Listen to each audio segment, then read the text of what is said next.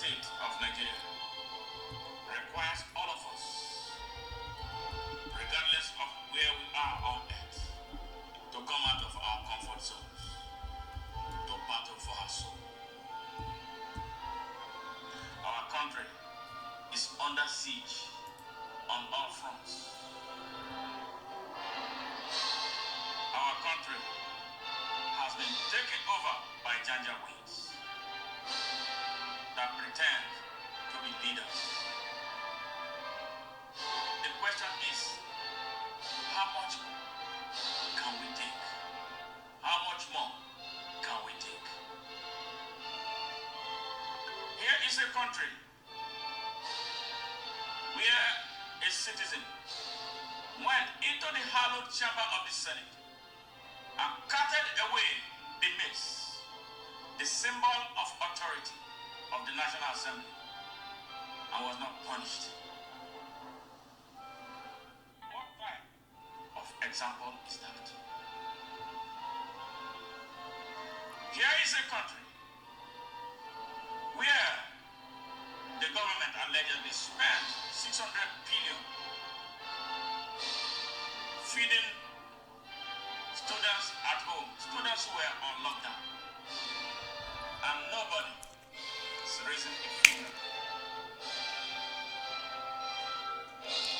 How on earth do we have a country that cannot cater to its youth?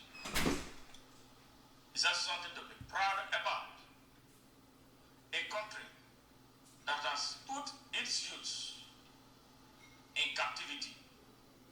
What is the future of our country tomorrow if we cannot look after our youth and prepare them for leadership role for tomorrow? What type of a country is our country that has a whole nation of our youths outside the shores of Nigeria, living under inhumane conditions in countries that are economically worse off than Nigeria because of the tragic failure of leadership at home? How can a country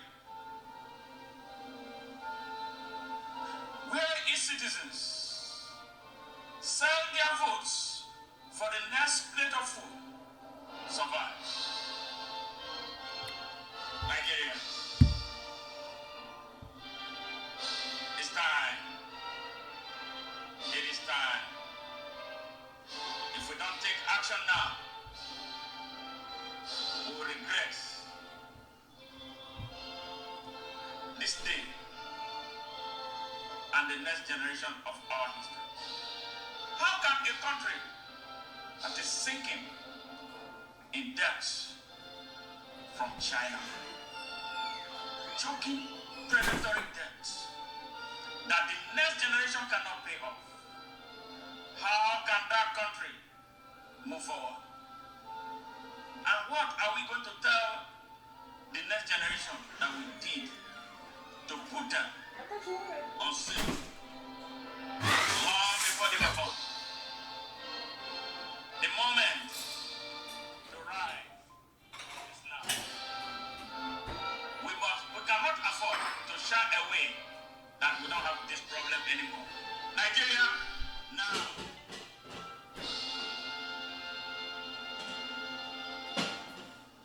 Hey, fellow Nigerians, this is Smart Madu Ajaja, the anchor of Nigeria Now on Nightingale radio station, broadcasting live from Houston, Texas, United States of America.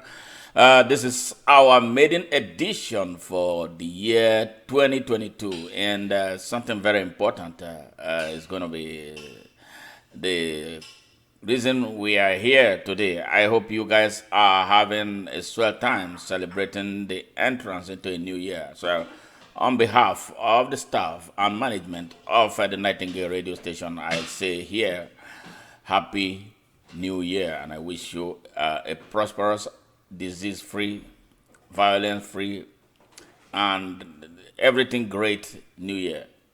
Sorry for the fact that we are really behind schedule. You know, something came up unforeseen circumstance that we could not avoid happened, and I'm happy that we're able to get over it and we're here. So today I'm going to be talking about drugs in the university campuses of Nigeria. And I'm not going to waste a lot of time because we've lost a lot of time already to get Mr. Mukhtar, to talk about this thing. Mukhtar is an applied chemistry student at the ABU, Ahmadu Bello University, and he doubles also as the president of the NDLEA Club drug-free consortium in that university.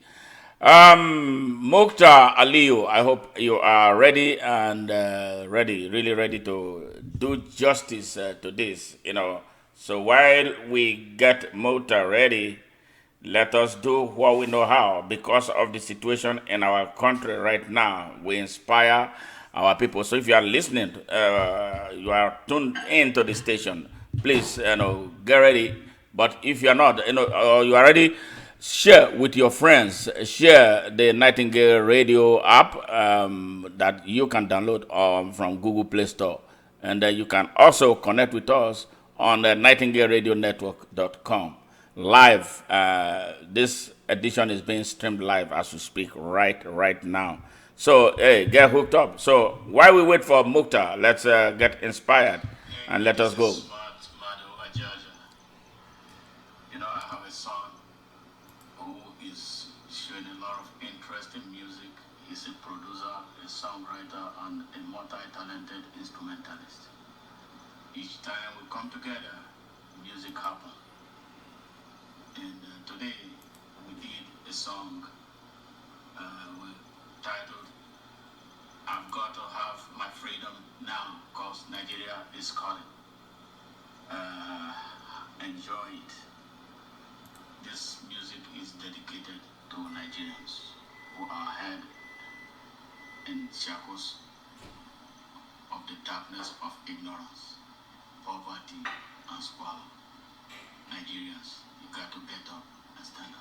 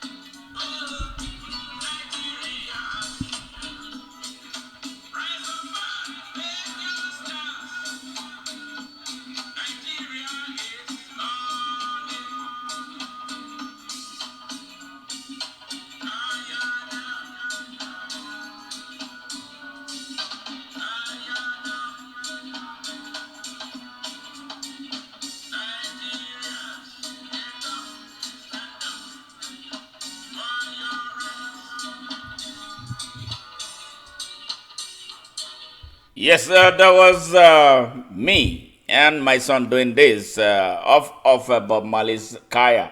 Hey, Mukhtar, are you ready? Are you ready? So we're gonna get Mukhtar on, so we get this whole thing started right away. And once again, I apologize seriously for the delay in the start of this program. It was not supposed to be so. But here we are with it. So Mukhtar is ready for us, and we're going to bring him on now to deal decisively with this issue of drug use in Nigerian university campuses.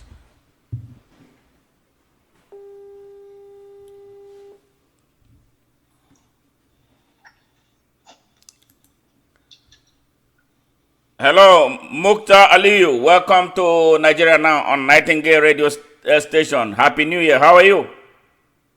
Thank you very much, sir. It's a pleasure. It's a pleasure to be here. I'm doing good. How is Texas this night? Texas is great. There is water, there is light, there are good roads, and everything is going great here.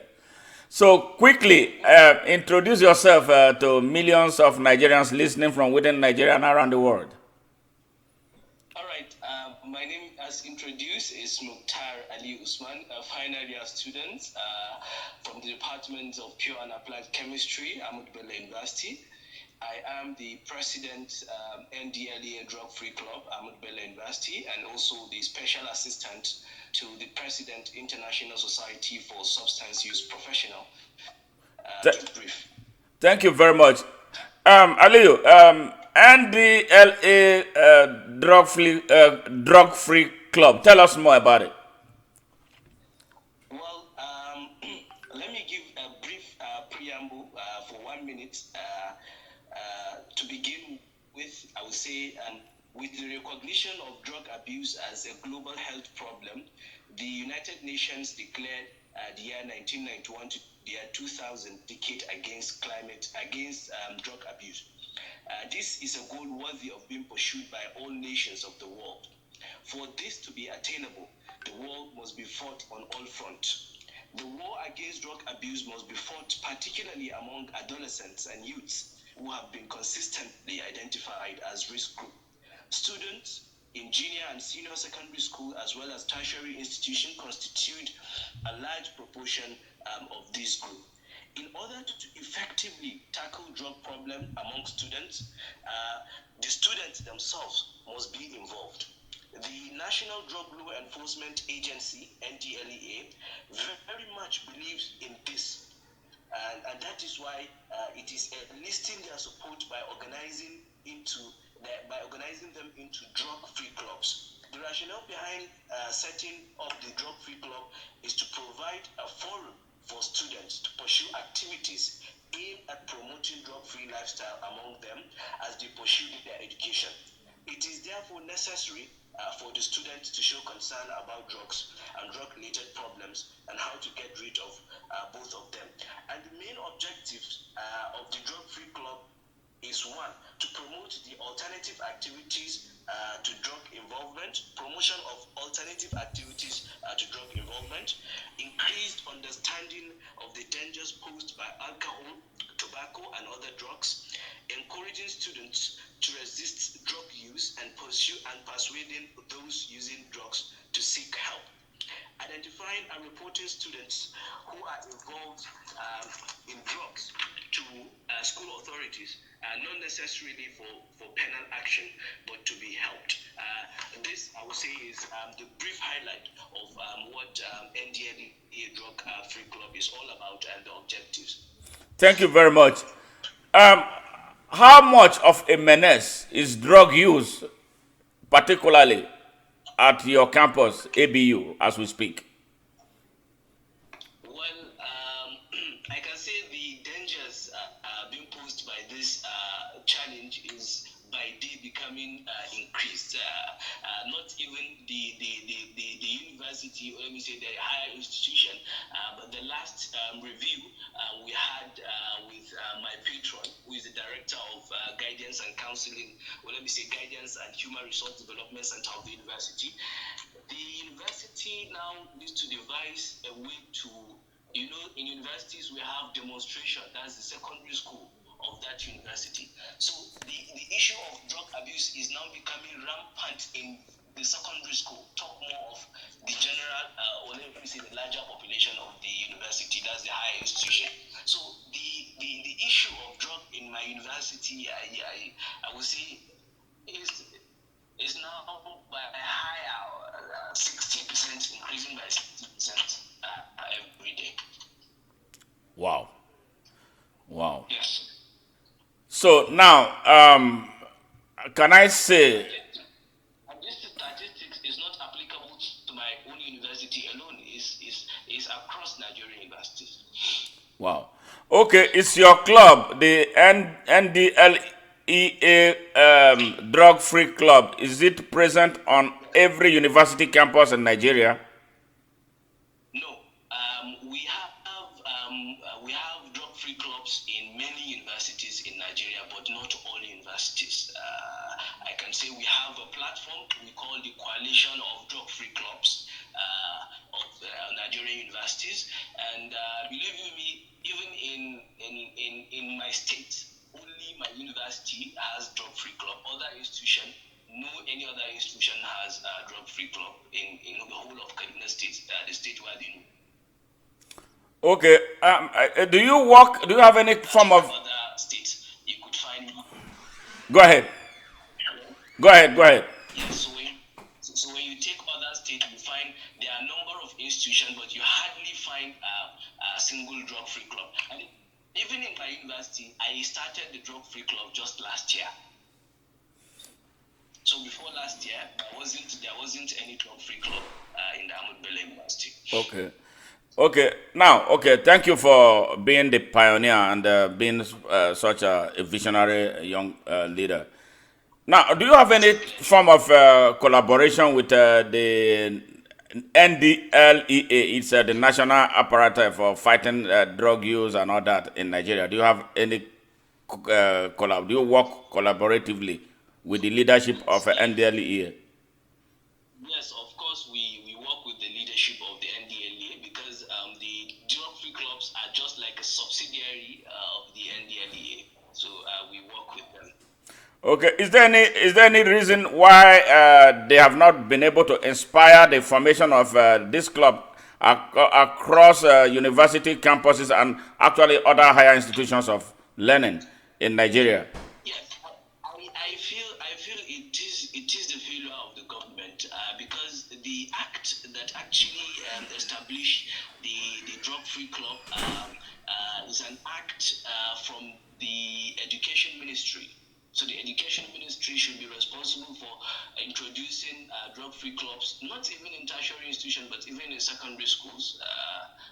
So I feel it's a failure from the government to impose, or let me say, to keep pushing this as part of academic curricula to be establishing drug-free clubs across schools, both secondary schools and tertiary institutions.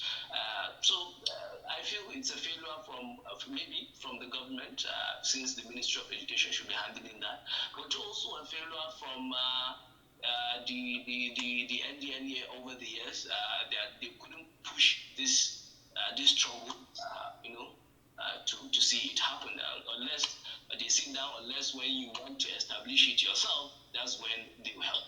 So that's it. Okay, thank you. Um, I applaud you for what you are doing.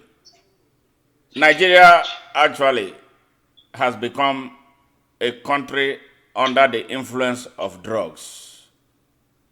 Now, Exactly. from your standpoint as a youth who may have encountered young people who are using drugs, Yes. have you been able to identify, perhaps by close examination or asking them questions, what drives them into using drugs that can alter their minds? Well, when you take survey across peers, especially the younger generations that are coming up now, you take the percentage of what influences someone to begin the use of drugs, and you find that out of 100%, 70% are influenced by peer by peer pressure. I mean, it becomes a fancy thing, and my friends are doing, and I should join the crew.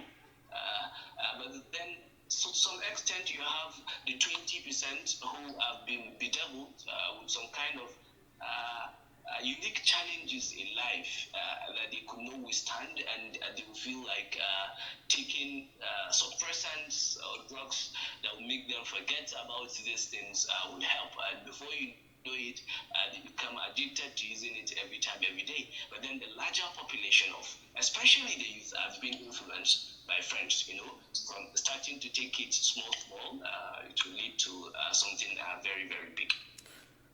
Do you think the government is doing anything, or do you think the apathy of the government, because the figures that we are seeing is really alarming? Uh, do you think the government has really, through its own agency, has done enough, or is doing enough, or has the plan to do enough to curb the menace of drug use in Nigeria? Sadly, I would say the government is not doing enough.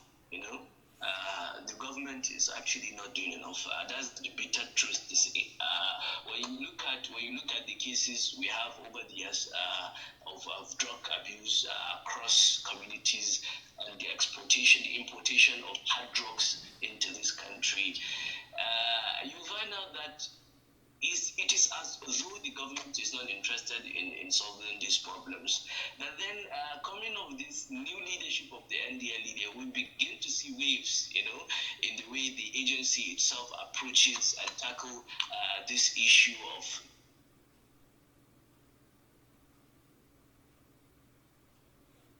It looks like we are momentarily losing Mukhtar. I hope he's going to come back. Listeners from within Nigeria and around the world, you've been listening to Mukhtar Aliyu Usman, a final year student, the Department of Applied Chemistry, and he is the president of Okay, he's calling back now. All right, welcome back, Leo. I don't know what happened. Yeah, I think it's a network problem. Yes. So are we live? Are we live? Yeah, go ahead. Yes, we are. You are live, right? Yes. So I said, with the coming of this new set of leadership from the agency, we begin to see waves, in innovative ways to tackle drug trafficking. Because you see, drug trafficking is the most dangerous thing. If we do not make these drugs available for our communities, our youth will not have them to abuse. So the primary objective of the agency should be to tackle trafficking of these drugs. So we don't have them available in our communities. So how will you get them? You will not have access to them. So that's the major issue. So begin to see innovative ways in which these traffickers have been confiscated, and it sends a very, very bad signal that as though previous leadership of the agency or the government have done nothing with regard to tackling of this issue. And even this set of new leadership, there was an interview, the executive chairman of the NDN narrated he's been threatened every single day about the war against drug abuse he has launched. And that means when you have other forces at the end trying to fight this menace, trying to fight this scourge, there are other powerful forces at the extreme end also trying to fight back. So I don't understand. As though there is a huge interest in drug, especially when it comes to the trafficking of drug, and that is where we need to cut the neck.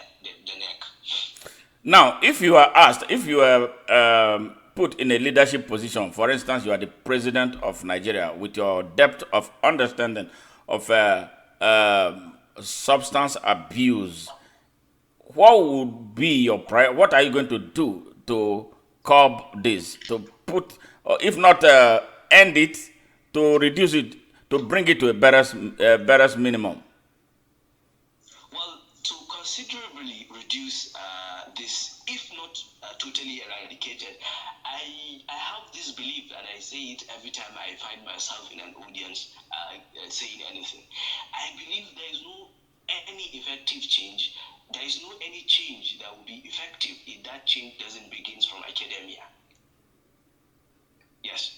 So this problem should come back to solving from academia. I mean, there should be a curricula that will guide students towards these stuffs. And this fight should begin from our institutions, our secondary schools, our primary schools. Students from their early age should begin to have the entire knowledge about this drug and how dangerous they are and how harmful they are and how they can tarnish and how they can destroy their dreams. So unless we begin to tell our kids and our brothers and our children in secondary schools and higher institutions that this thing is very dangerous, it could make you not achieve your dreams. We channel our resources to this to fighting this from academic, because if you say you are fighting drug abuse in communities, the schools constitute of the communities, and the people, the majority of the population are youth, and you find them in schools, you find them in secondary schools, you find them in tertiary institutions, and they are the same people that are coming to corrupt the society. So I feel when you cut the head, or let me say when you cut the neck from academic institutions, you not have them be replicated in your communities and your society. You don't need to even fight them, because if you are secondary school children, you still constitute the population of your community. You come back home, you are part of the community. When you take drug in school, you come back and replicate it in your community. When you are in higher institution, that's even bad. So I feel when as much as we fight this trafficking, as much as we fight this drug abuse in our communities, we need to come back and emphasize on academia, because they constitute the large population of youth, and based on the statistics, 80% of those who are taking drugs are youth. So if really 80% of those who are taking drugs in Nigeria are youth population, and youth constitute the majority of our academic institutions, then we need to come back and cut the neck from academic institutions. Thanks, Musa. Nigerians, you've been listening to Mukhtar Aliyu Usman, a final year student of applied chemistry at the Ahmadu Bello University in Zaria, Nigeria. So we'll be right back. Stand by, Aliyu, while we take a break.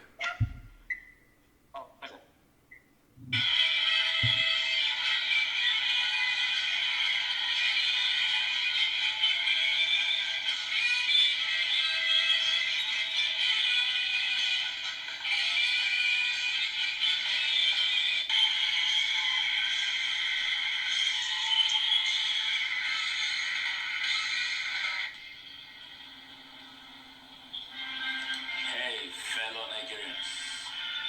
This is Smart Madu Ajaja, the presenter of Nigeria Now. At this moment in our nation's history, it's a call to our conscience and our consciousness to rise up now in defense of our present and the future of the next generation of Nigerians. The Nigeria Now program is presented every Saturday, 8 p.m. Nigerian time. I am using this opportunity to invite you to join us for serious discussions on the way forward for our dear country that is at the moment at a grave danger of being destroyed by the activities of less than 1% of its population. How long should they destroy our country while we sit aside and look. The moment for us to stand up is now.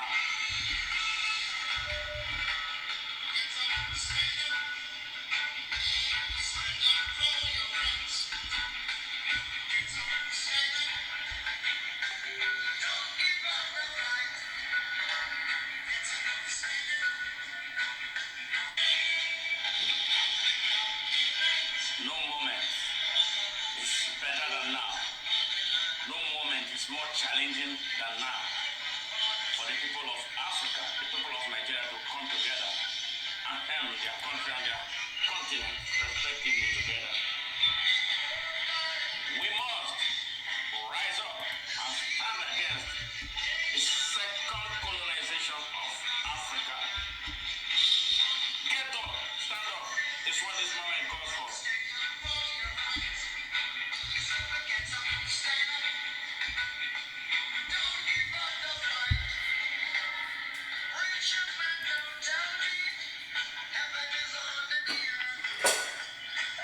I don't know how you feel, but I'll feel so guilty that my children who were born in the United States and whom I have told so many beautiful stories about Nigeria to become so disappointed in me that I lied to them. The moment for us to get together and fight this battle is now.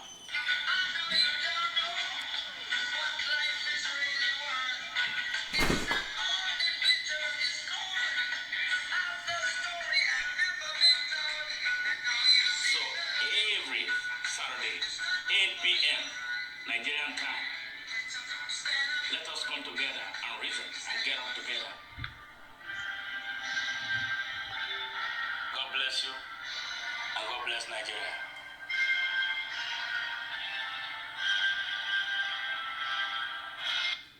Yes, fellow Nigerians, we are back from that music break. Just inspiring, patriotic thing that we do to get Nigerians to wake up to the realities of the challenges that Nigeria faces today. Mr.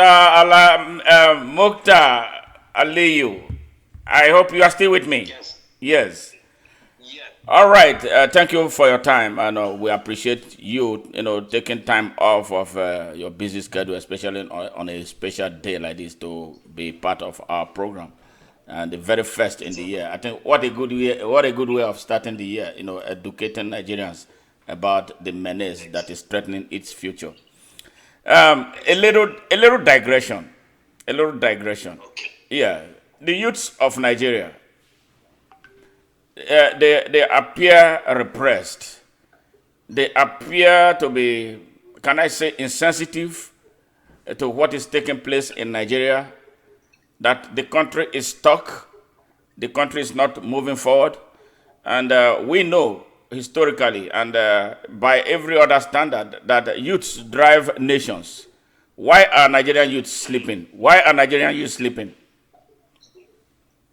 The truth of the matter is, I feel Nigerian youth, and I will not make a generalization, Yes. but then the majority of Nigerian youth lack, let me say, the discipline, one, the consciousness of national responsibility, uh, the they are too lazy to even learn how to about their country, about the governance, about what happens in the country, So I feel the problem of Nigerian youth is too much, When you take the aspect of laziness, you find our youths, not even concerned about the national discourse, the national happenings. All we're after today is not about learning. It's not about how to change. It's not about how to effect. It's about how to get my pocket filled. That's the youth of Nigeria. We just want to wake up a single night and see ourselves driving luxurious cars and building mansions. And you can't do that when you just sit and learn and revive the glory of your nation. I say this every time that the older generations learn far better than we do now. aspects of governance. They've learned these things from their tender age. They know how to drive the country. That is why they still keep ruling us. And we're still choosing them. We're waiting for them to give us the way. Why can't we find the way ourselves? We're the larger population here, of course. But our laziness keep us down. Wow. Just Nigerian leaders, what happened in Nigeria. Okay, now, with a clear understanding of this, what solution do you proffer to your peers as a way of getting themselves out of the low consciousness that you just stated? Seriously, sometimes seeing a single solution to this problem can be when someone asks me this question, I find myself in a dilemma, because the problem is just too much, and I feel a single way approach cannot solve it. But I feel we need to begin a massive orientation and reorientation program.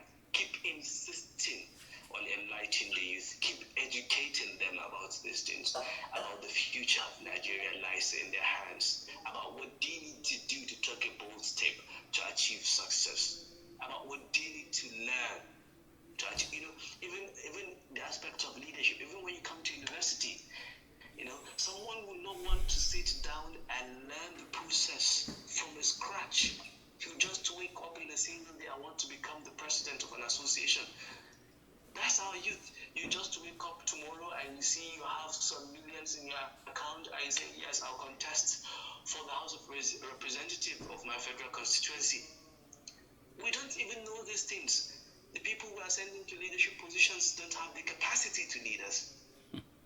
When you give the youth the chance, you find that they're even worse. So I feel we need to embark on massive orientation and reorientation on the youth population about what they need to do, what they need to learn, the step we need to take. We need a revolution of minds in Nigeria. Wow. Thank you. Now, let's go back to drugs. Yes. We're looking at, from a national standpoint now, we have talked about what it is doing to the campus. And reports that we hear is really mind-boggling about how far this drug issue has gone. Now, what is there political connection to drug use in Nigeria, especially among the youths? Well, apparently it's obvious, because when you come to it is no longer any shabby thing that the politician use youth as a tool agent for political indecencies in Nigeria, and only when you subject these youths to drugs that will take out their consciousness, and you do things without even minding, you will not have what you want. So of course, for you to keep influencing these youth, for you to keep making them do unusual things for you to retain the seat of power, you need to keep bringing drugs to them. And so, of course, one must agree that this issue of drug must have some strong, not even weak, political connections. But sadly, it doesn't look like the leadership of Nigeria has the political will to fight drug use beyond the rhetoric that we hear every day. Do you think there should be stiffer punishment, strong punitive punishment method against those who traffic drugs? Now, I'm not talking about the users now. The users are victims. The traffickers. Do you think, what Singapore did? When you are caught with drug, like you are a dealer of drug, it is going to be death for you because of what the government of that country see about the consequences on the general population, on families, and the nation at large, as a result of the effect of those who bring drugs into their country. Yes, I think, sometimes I feel penalties, especially when it comes to crimes like this, that could easily change the narration of a country to a worse situation. We should be very strict. The rules should be stated clearly, should be known by all citizens of Nigeria, and the penalty should be severe. You know, and I don't mind if it's a death penalty for drug traffickers, because we want to save this country from the ills of drug abuse, which has crippled our youth population.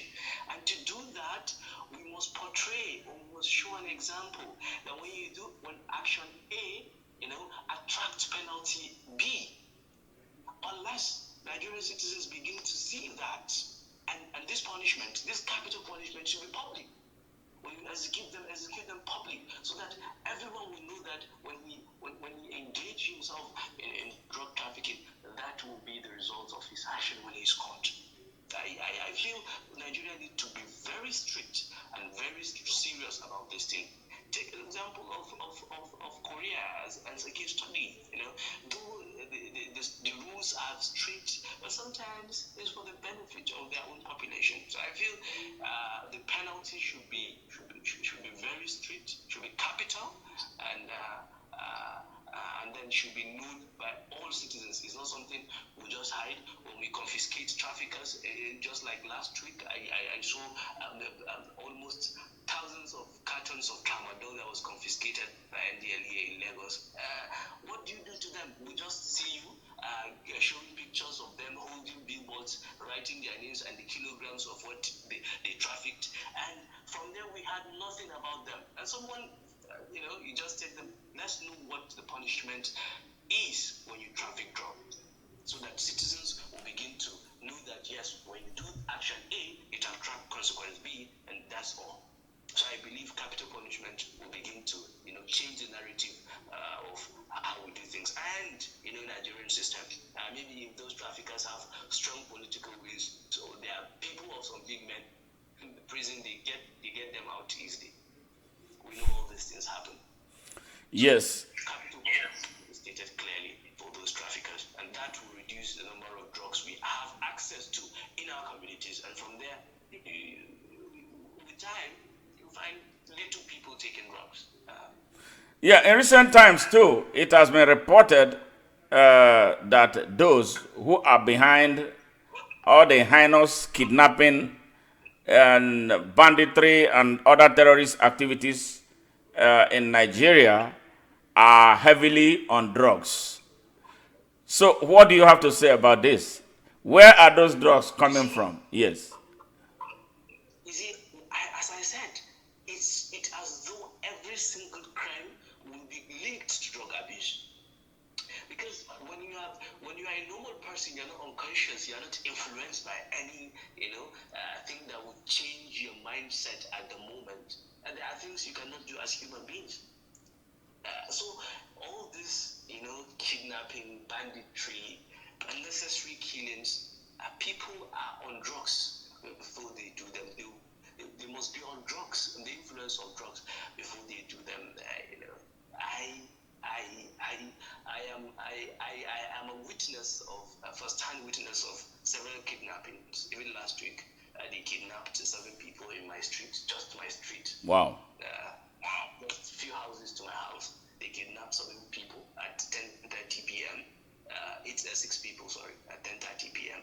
I witnessed first-hand live on my street more than 4 kidnappings, and they could throw hundreds of bullets. A normal person could not do that.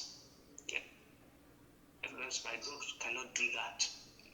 So I feel all crimes will come back to the same thing, because these youths are being influenced by drugs. You find someone who is just 18 years carrying AK-47 around and shooting everywhere. So Nigerian government fight on the news. I think a while when things lost to do with the street is I using the tank in the and also conflict Hey, Mukhtar, w- we, do you have anything tuned on like a radio that is on at the same time that you are talking? Hello? You can hear me? No, no, can you hear me? Yeah, I'm hearing you now. I'm hearing you now because it was jumping before. Can you repeat what you said before now because the listeners are not sure they got it. All right, I said all these social vices, all these kidnappings and what have you, I solidly, and it's everyone's belief that they have been strongly influenced by drugs. So these people, normal individual who is not influenced by anything, cannot come and start doing this unnecessary killings of human beings, not animals, dragging them on this harsh weather to bushes and without the influence of drugs. I feel all this kidnapping, this communal conflict, all other criminal activities are being influenced by drugs. So the government, the federal government of Nigeria, need to stop fighting wars on the shadows. You cannot keep fighting one and neglecting the influencer of the crime. I feel you are not doing anything. Well, You thank you. just keep Thank spending you. on nothing.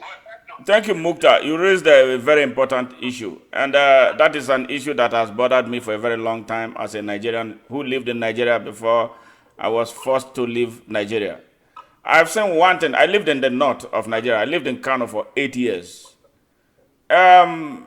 A lot of troubles come. They give it a religious coloration, and the masterminds. Nobody goes after the masterminds. They keep going after those perhaps who were used. And the situation has gotten crazy, gotten worse.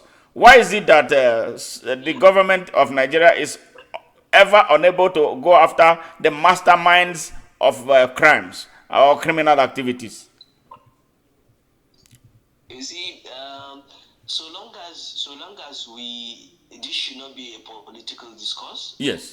But then to answer this question in my own point of view, although we might not, we shouldn't blame anyone for our failure as a country. But then it has a very, very huge political influence, both locally and internationally. There is one elder statesman in Nigeria. He was from Kano. Now mixed with Hey, we are having the same problem. It's jumping again. Yes. Okay, go ahead. Let's see if it's going to get clearer. He said the professor, who is a British person, a German professor, actually told him that you give Nigeria 20 years of peace and prosperity and you have another Japan. We give Nigeria 20 years of peace and harmony, 20 good years of peace and harmony, you have another Japan. So you see, this statement has political implications attached to it. Although we shouldn't, I said before, we shouldn't blame any country or anything for our failure. We should be responsible for our failure as a country. But then these things have strong and very, very strong political influences, both locally and internationally. So that's my own view with regards to why these things keep bedeviling us over the years and we could not do anything about it. Okay, that is fine. Yeah, I'm not going to press you harder on that. Now, we are in a country, you see, we cannot run away from talking about Nigeria. You know, we should at this point now be able to dispassionately and honestly talk about the challenges that we face as a people and as a country if we ever want to have the Nigeria of our dream. There has been this divide in Nigeria between the north and the south. And if you have followed my activities, I'm the convener of Open Nigeria, and this is what I want to see an end to, because it looks like there are some people who believe who benefit from keeping the people divided instead of uniting them to be one people that they are, and the same country with one destiny that they should be. What can we do to put an end to this so that all of us can be on the same page and progress as one people? You see, there has been drivers, intentional drivers in this country that have been telling the north and the southern part of this country that no, you guys are not the same. You own this part of the country and you own that part of the country, and this is where we get it wrong. We feel we are not the same. It is for political benefit. Those politicians of older generations have been using this same method to retain seats of power, and I feel we are in the 21st century. If this method have been used by the past politicians to achieve what they want to achieve, I feel it's high time we as 21st century mindsetters should come to know that no, this game will no longer work again, will no longer work anymore. Our consciousness should tell us that this thing should not work anymore. Human beings can live anywhere, Yes. no matter what region you belong to. And the same thing again comes to, we need to keep telling our people, we need to start a grassroots campaign to change the narrative of what they are having, the mindset of people about tribes and ethnicity and religion. That has nothing to do with our nation. No culture is older than being human. So we as human beings should learn to accommodate one another and live with each other. So people, we need to, that the issue with Nigeria seriously is about changing mindset. See, even the developed countries, they have the good mindsets. That's why they were able to achieve things. When you don't have these mindsets, you cannot achieve anything. So I think we need to change our mindset. And how can we do that? We need to mobilize ourselves.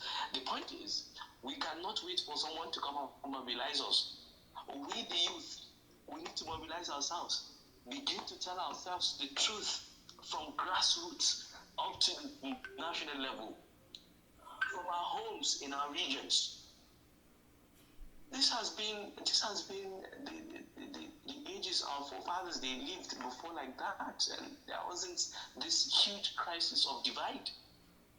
Then why at this time that we say, yeah, we are progressives, we're in the 21st century, we have good mindset, we have innovation, and we're still carrying these garbages along? So I believe we need to do the work ourselves. Thank you. Telling ourselves the truth. Thank you, man.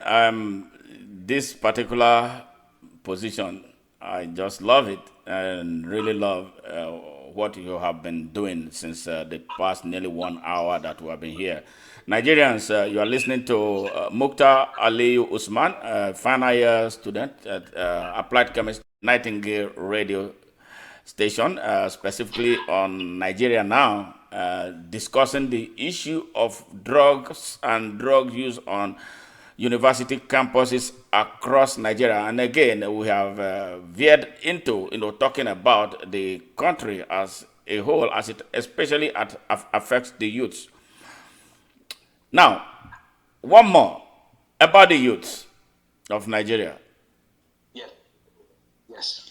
In 2017, when France elected Macron as president at the age of 35, Yeah.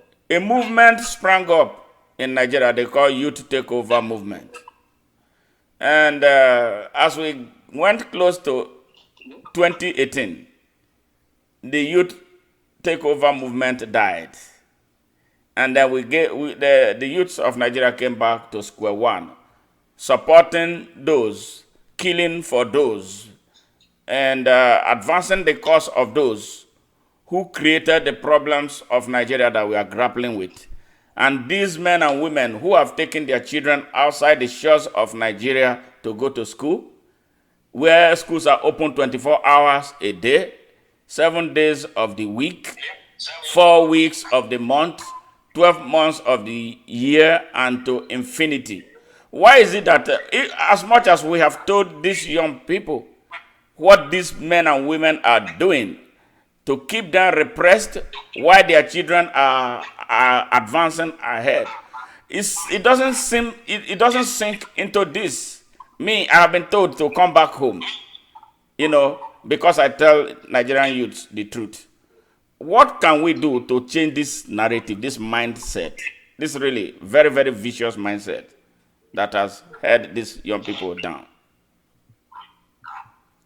I will still come back to what I said initially about changing mindsets. You see, I highlighted our youth after getting lawyer and how get one wants to overnight. That's why we become compromise. Yeah, hold on a little bit. Let me make some adjustment about this thing. I don't know why it keeps jumping sometimes. All right, go ahead. Start by answering the question again. Please start over again. All right. I said I will still answer it the same way I did the other time. With regard to changing my vision, will say repeated.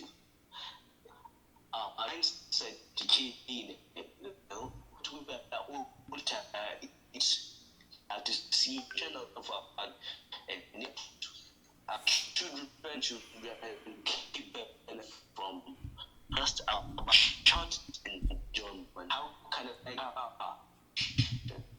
I get it full with all you Yeah, we lost him. I'm gonna get him back. The network from Nigeria is not helping matters. Look like now. Hello, Mukhtar. Hello? Yes. Yes. Can you? Please, can you start all over by answering this question because that segment was not good. All right. I said I will answer this the same way I submitted the earlier. That we can only address this problem, this particular problem, by changing mindset. Because what Nigerian youth are only after is short-term enjoyment. We're not projecting Nigeria in 50 years to come, in 30 years to come. What do we want to achieve? How do we want to see Nigeria in 50 years to come, like Dubai did 100 years before now? That's the problem with Nigerian youth. We're just after someone is just after getting a car, build a mansion, and have money full of pockets full of money. That's what we're after. That is why even when a movement is formed, you find out that nearly a few months to election, the movement will be in return for money. So we're all after getting money. So that is why you can sell out the mindsets, the movements, the whatever, in just a blink of an eye. So I believe to change that mindset, some youths that are uncompromisable should begin to stage a movement to educate, orient, and reorient our population from grassroots to the top. We should have a solid foundation and an existing sustainable framework that we work on. For how many years do we want to see? Maybe 50 years. Nigeria of our dream in the next 50 years. And we continue to work on that framework. Unless we begin to have things like this, we'll keep having a mindset. We'll keep having a movement that will be sold out to politicians, that will be sold out to rich people by the youth, because all they are after is to get the money. So I believe we need to start a movement to orient ourselves, to educate ourselves about what Nigeria needs to become in the next, say, 40 years. We have the potentials, we have the resources, we have the intellect, we have the institution, we have everything, barely everything. So what do we need? We need to have the zeal and willing to do it. So I believe changing our mindset is the biggest thing we need in Nigeria, especially among the youth. Especially among the youth. Great. Now, violence for mineral resources ongoing in Nigeria. I can talk specifically about what is taking place in Zamfara State, and I can tell you the same thing is happening in the northeast of Nigeria, that geopolitical region. Boko Haram on one side, and then the one they call bandits in Zamfara State. And from my own understanding, they are all connected to economic resources. And I know, we know those who are championing this foreign interests that are in China is one, and France is the other one, and the Northeast. Exactly. I was talking to someone about it earlier, why it is not being viewed from that viewpoint. Do you agree with that? That these agitations are really driven by the quest for mineral resources, and that there are foreign influences involved? Of course, it has been an intentional attempt, not even on Nigeria, on Africa for a very long time. Okay, when you are keen into reading books with regards to politics in Africa, especially I recommend someone should read Destructive Civilization in Africa, and a lot of books that highlighted some of these key happenings in Africa. You will not find these things happening in Nigeria, and you know that these things have been driven by external forces, especially when you look at other regions, of course, of the world, especially the Middle East, that have been faced with same kind of problems, of course, of mineral exploitation. You come to terms that these things are being internationally influenced. They have their machineries locally. So, yeah, of course, these things are internationally driven.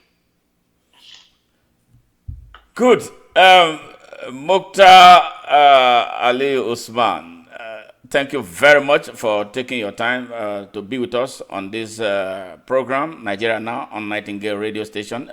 Listeners from within Nigeria and around the world, you've been hearing Mr. Mukhtar Ali Usman, a final year student of applied chemistry at the Ahmadu Bello University. He has been talking about the major reason we brought him here to talk about the drug use on the campuses of Nigerian universities.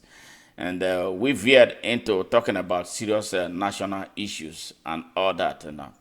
Aliu, we are approaching a very, very, very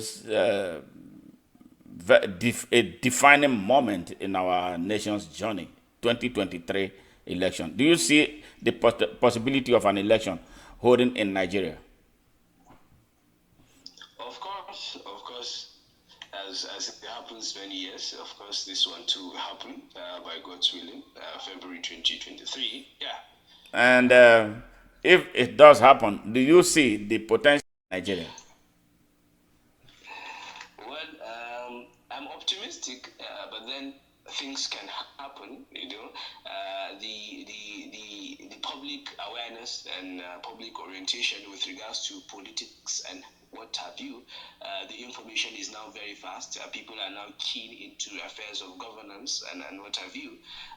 So yeah, there would be a little shift, or let me say major shift, because when you look at Nigeria as a country, there has been changed in people's orientation about government since 2015.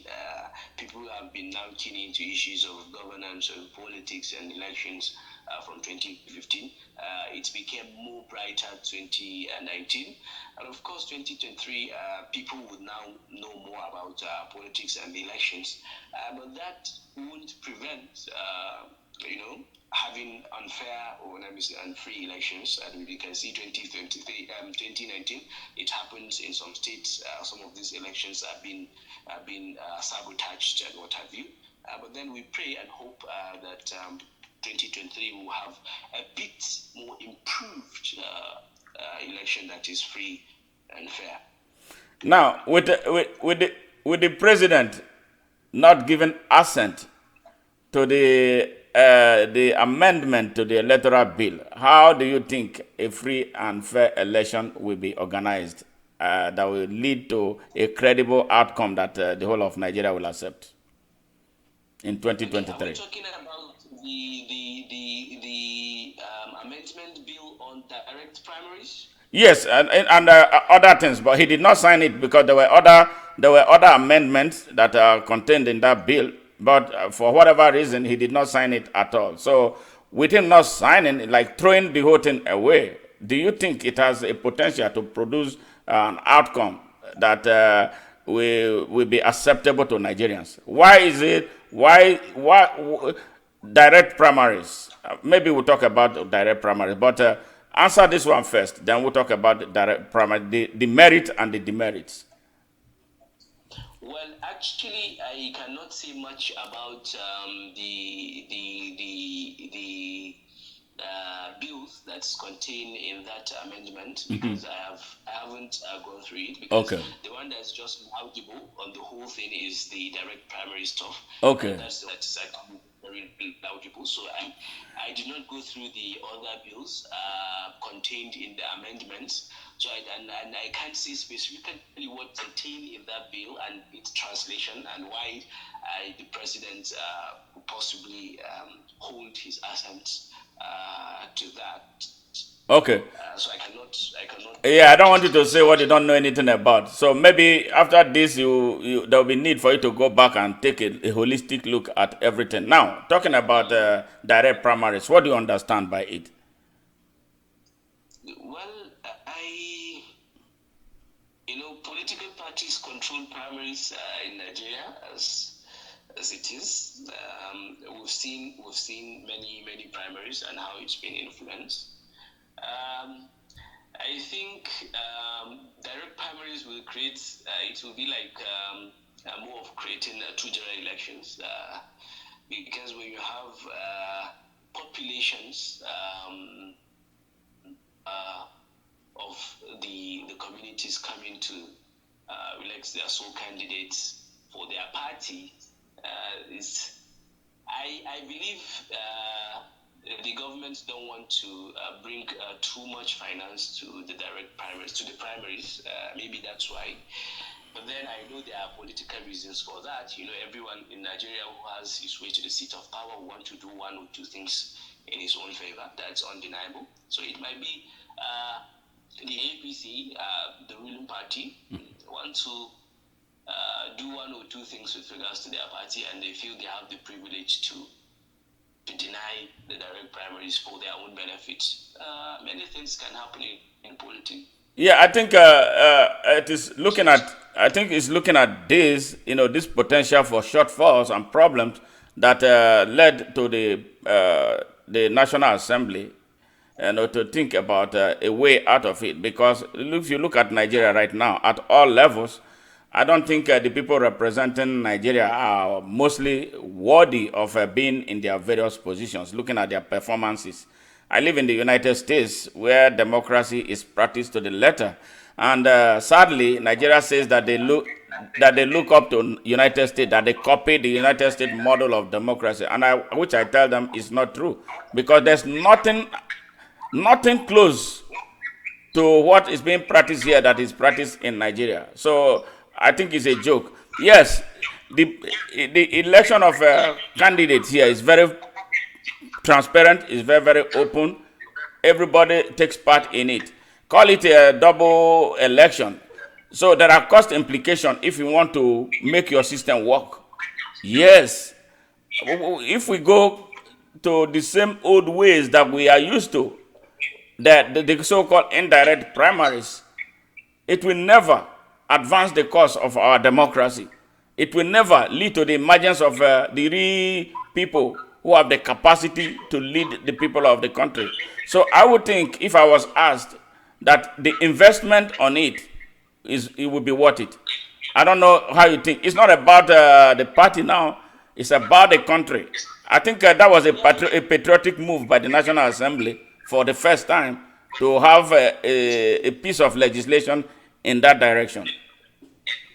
Exactly, because I feel, look, I see this as when you see indirect primaries, mostly what happens, political parties impose the candidates they want, not the will of people. Yes. When they impose the candidate, they have you don't have choice. In the general elections, it's either you go for this or you go for that, and all parties impose the candidate they feel will dance to their own tune, not to the tune of the general population. So I feel direct primaries will solve most of our problem, especially to bring in people who of higher capacities to seats of power. Yeah, I believe that 110%. Okay, going on now. I'm talking in general terms now. I'm not being partisan, and I know you are not. You are I think you have a clear understanding of what is taking place in Nigeria. If by tomorrow they are talking about, we have dealt with this, what I would describe in my own way as obnoxious. This talk about regional presidency, that somebody has to come from the north, somebody has to come from the south, instead of somebody coming from Nigeria to be the president of the whole Nigeria. And we have practiced this thing for a very long time, but it hasn't led us anywhere. Do you think, in your own opinion, with your level of political consciousness, that we should continue to practice this north and south presidency? Well, I think this North and South presidency is not constitutional. Good. So it's just the party's anxiety to feel seat of power, and some cabalism that the presidency must shift from this point, from that part of the country to the other part of the country. But then this is, as I said, this is just an ill mindset. What we should be looking at as a country is someone who is capable, someone who is a visionary, someone who wants better Nigeria, irrespective of his region, irrespective of his affiliation, irrespective of his religion. So long as he's good for Nigeria, we should just have him as a president. I lived all my life with people who are not of the same tribe with me, who are not of the same religion with me, of course, but then it doesn't change anything. And those people are very, very good. They are exceptional. They do things for the betterment of society. So I feel, as a nation, when we begin to think that presidency must come from this part, so that means whether the person is good or bad for Nigeria, so long as he's from that region, then we'll have him. That's wrong. That's wrong. And I feel this is just thirsty for power, hungry for power. That some people are trying to coin these things for their benefit. As I said, this older generation do things for their own benefit. So even this agitation that this power should come from north or south is for someone's benefit. Okay? It's someone that's going to benefit with this arrangement. Good. So that it's good for Nigeria or what have you. Wow. Talking about, look, I can go on and on and on. Talking about the older generation of politicians in Nigeria. And then against a new generation that seem unprepared to take over the leadership of Nigeria. What do you think about the older generation still dominating? And perhaps some people are actually 70 something years old, 80 years old, still making provision or providing solution or advocating solution for a generation or a future that they will never be part of. Is that fair to the people of Nigeria? And that's the reason, because of our generation has failed. When your generation has failed, then another generation will take the responsibility of your own generation. That's what's happening. You know, our generation are just as leakers, so they wait for the older generation. So the older generation take the responsibility of our generation. That's what's happening in Nigeria. We can't take the responsibility ourselves. Then the other generation is taking it for us, and they are defining our lives. They define the schools we go, the food we eat, what we do next, who will kill us, and many other things. And I think until we begin to rise ourselves, I said it, ourselves, nobody will do it for us. Let's do it ourselves. Unless we begin to do it ourselves, this older generation will keep determining even how we speak. Thank you, Mukhtar. On a final note, I want you to talk to your generation, talk to the youths of Nigeria, talk to them about the future, talk to them about China, talk to them about what foreign influence is doing in Nigeria, talk to them about how it will impact them, talk to them about how it will impact Nigeria, the largest, the most populated African country, because the target is to bring Nigeria down so that they will occupy Africa. With Nigeria gone, Africa will be messed up. Talk to your generation. A lot of African young people, they speak to me. I talk to youth from across Africa. They tell me how frustrated they are with Nigerian youths now rising to the occasion so that they could follow.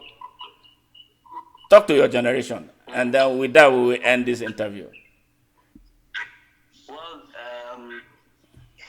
I would like to say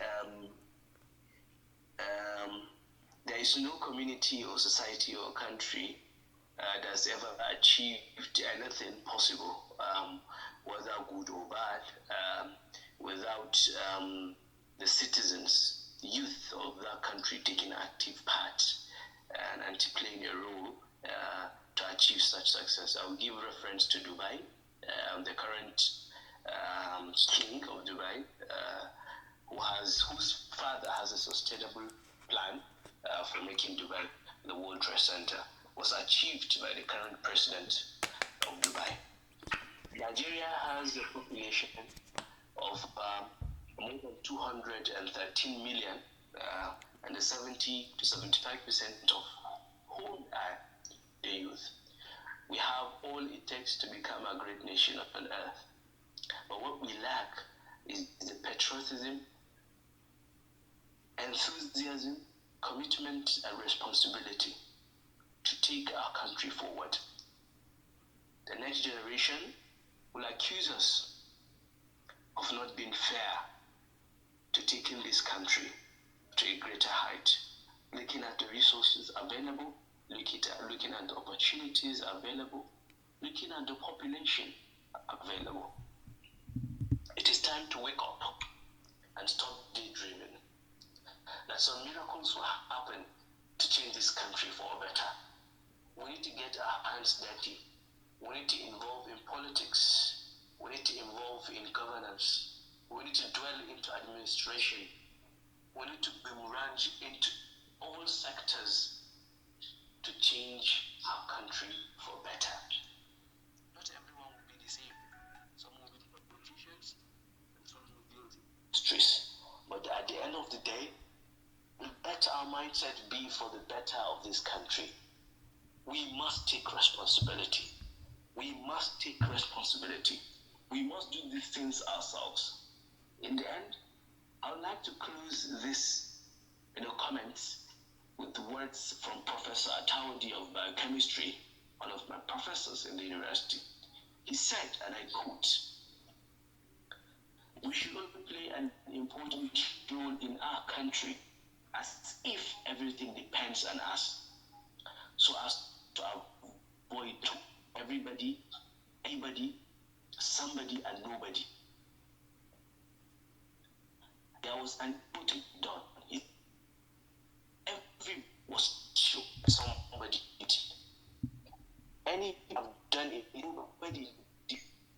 somebody angry about this. It was his job. Everybody thought nobody that ever would not do it. But as if somebody did what he would have.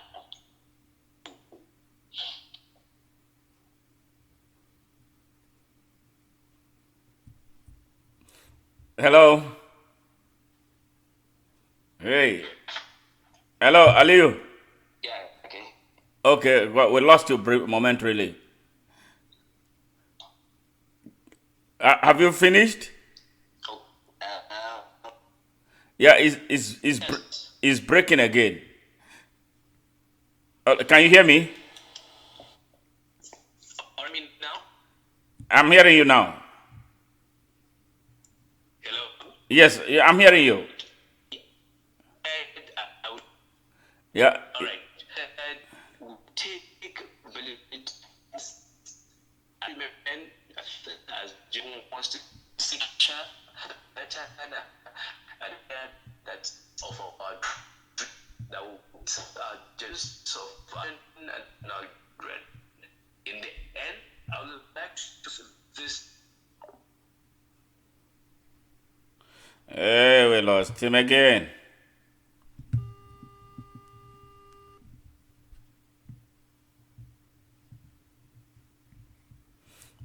Yes, sorry, we lost you again. Go ahead, you are on All now. right, can you hear me now? Yes. Okay, I said we need to take responsibilities ourselves. We need to understand that the future of this country lies solely on our shoulders, and we need to do these things ourselves. Nobody will come and do it for us. There is no any miracle that will happen to change this country for the better. We need to dirty our hands. We need to evolve in all walk of life to change this country. Taking responsibility. In the end, I would like to close this session with words from one of my professors in the university, Professor Ataudi of biochemistry. He said, and I quote, "We should all play an important role in our country as if everything depends on us, so as to avoid the story of everybody, anybody, somebody, and nobody." He said there was an important job to be done. Everybody was sure that somebody would do it. Anybody would have done it, but nobody did it. Somebody got angry about that because it was everybody's job. Everybody thought anybody would do it when nobody realizes that everybody would not do it. Wow. It ended up everybody blamed somebody when nobody did what anybody would have done. Thank you very much. Thank you, Mukhtar, for this stellar performance. I mean, I am personally very, very impressed with what you did, and I'm sure the millions of Nigerians, over 2 millions that we see right now from our system, listening to this program today, we give you a very high 10 for your stellar performance. You demonstrated that you are a true patriot. You did not demonstrate that you are a northern patriot. You are a Nigerian patriot. And that's what we want to see. And that is why what we are driving at Open Nigeria. I hope you will oblige us an invitation to be part of us so that we can drive Nigeria out of its current darkness, because it's so sickening. And that is why people like me were driven away from the country. The country does not like a man of ideas the way it is. Nigerian system, that system has to die, and so that our people will be free. It's a pleasure having you, and I hope you will oblige us when we invite you again, because definitely I'm going to have to do a follow-up with you based on what we did today. Of course, always. Man, Always. Thank you very much. thank you very much, and you have a happy and prosperous new year while we work on the project of taking Nigeria away from the wrong hands and the bad drivers. God bless you, man. Thank you, and I wish you same from Open Nigeria. Thank you. All right, you take care. All right. Fellow Nigerians, our country is going through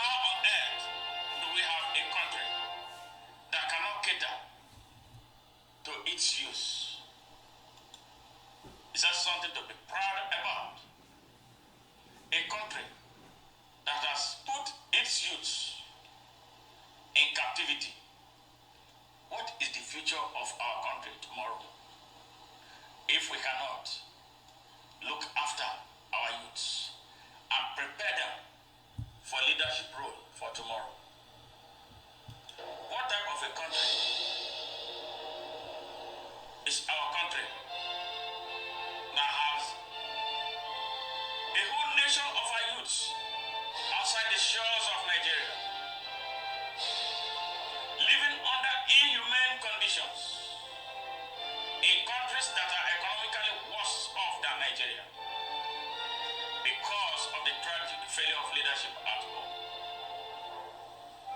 How can a country where its citizens sell their votes for the next plate of food survive? Nigeria, it's time.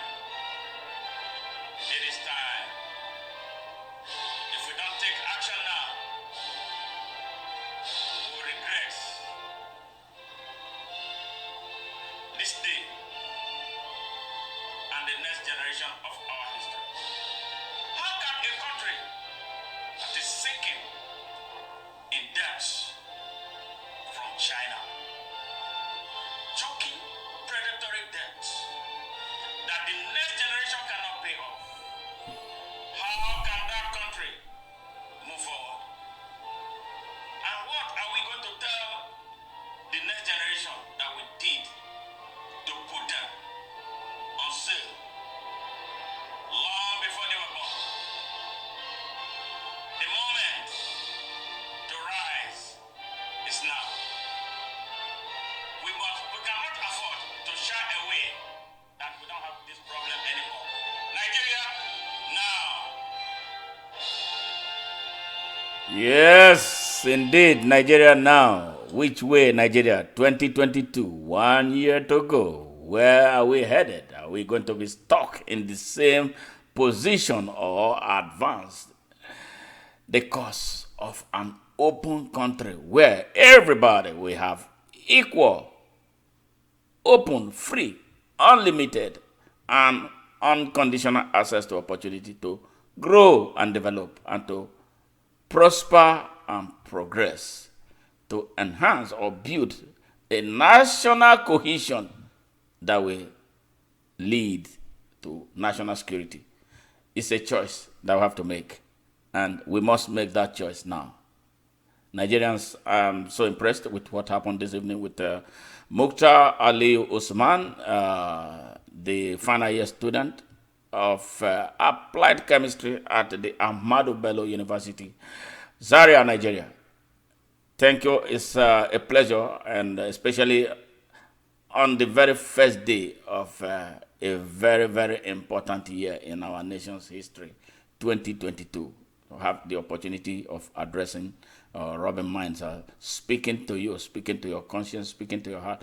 I hope we all have a prosperous new year, violent-free new year, rape-free new year, kidnap-free new year, a new year that will wake those who lead this country, Nigeria, to do things that will ensure that Nigerians stop dying and Nigerians this squalor, this poverty, crushing poverty that has over 40 million of its citizens unemployed, underemployed, or unemployable.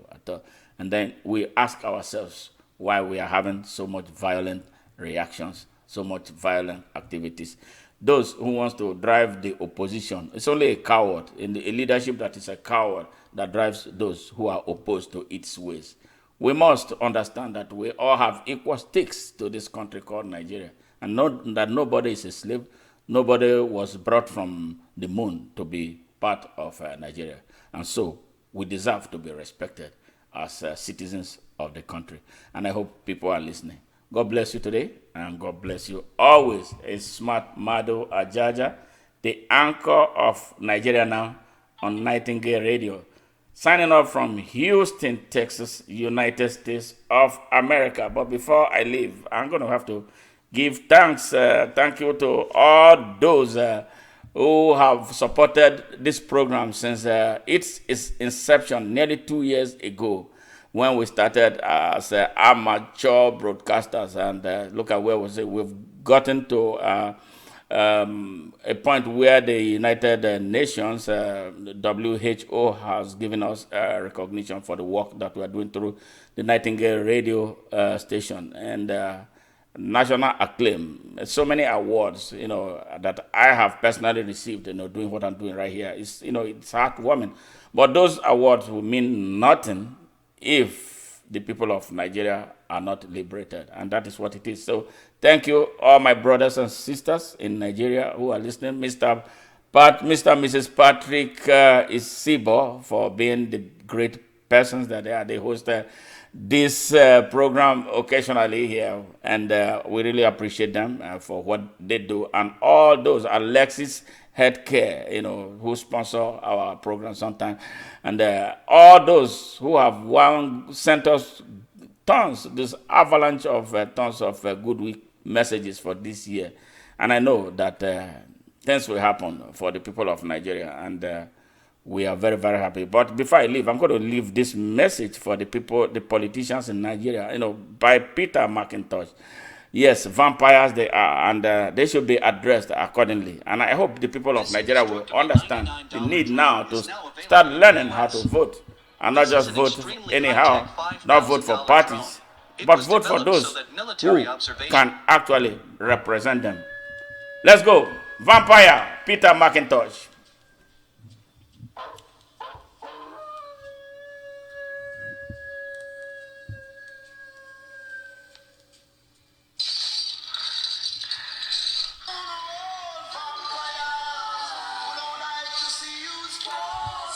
Yeah, they like to see our people suffer. They don't want to see them prosper.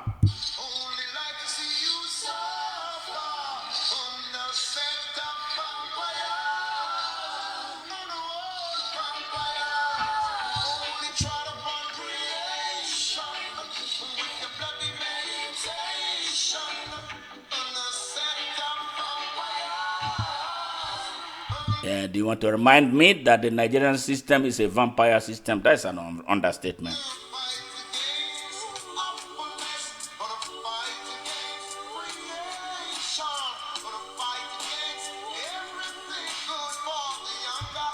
You see, they fight against everything that is good for the younger generation. Now, sadly, the younger generation don't understand that these people are the enemies that they must avoid.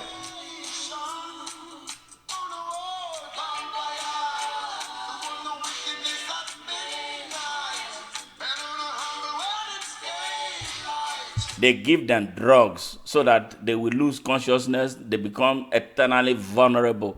These people are wicked. They are the ones bringing the drugs into Nigeria they are using to infect. A whole slew of Nigerian youths are under the influence of mind-altering drugs made possible by its political class. Wicked vampires.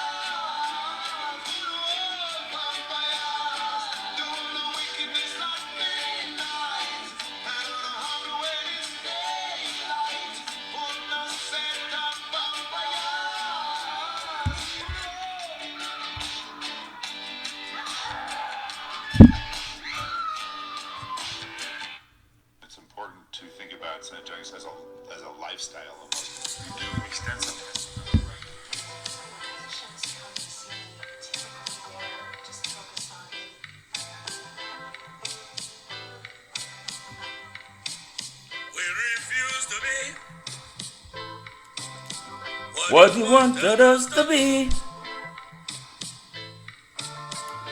We are what we are. That's the way He's going to be.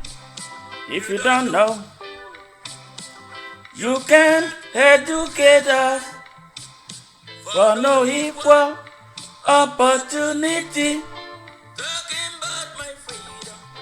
Talking about my freedom, people's freedom and liberty.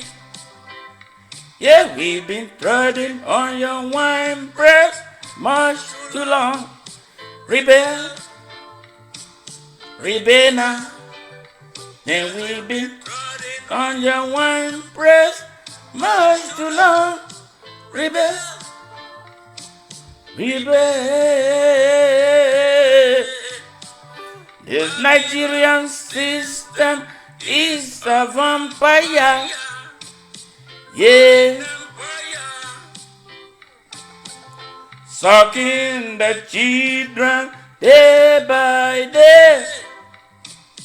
Yeah. The Nigerian system is a vampire. Falling empire. Sucking the blood of the sufferers. Yeah.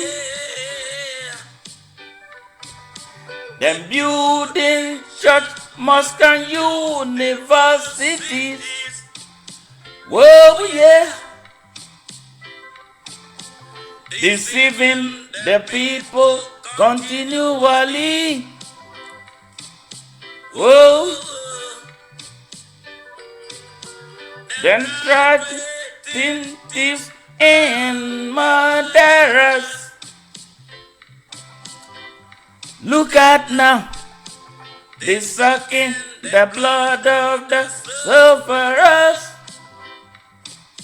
Yeah. Tell the children the truth. Tell the children the truth. Tell the children the truth right now. Come on, yeah. Tell the children the truth. Tell the children the truth. Tell the children the truth now. Tell the children the truth. That we've been taking for granted much too long. Rebel. We've been taking for granted. No more. It's time to rebel. Got to rebel. We've been taken for granted. Rebel. Nigeria. Get up, stand up, I'm counted. Now is the time. Got to rebel now. Yes, it's gonna be next Saturday, same time, same station, same anchor. Smart Madu Ajaja. Next Saturday, we'll be talking to the chairman of the African Action Congress and the former chairman of IPAC, who was removed from power by the APC conspiracy because he was not playing the balls with them. So look forward to that interview. It's going to be a blast like never before because a lot will be said about what is taking place in Nigeria, where we are right now, and the future of Nigeria. So see you on Saturday, next Saturday, with Dr. Leonard Nzewa. Goodbye, and once again, Happy New Year. And I hope you guys had fun with me on duty here for you. Good night, and have a great day.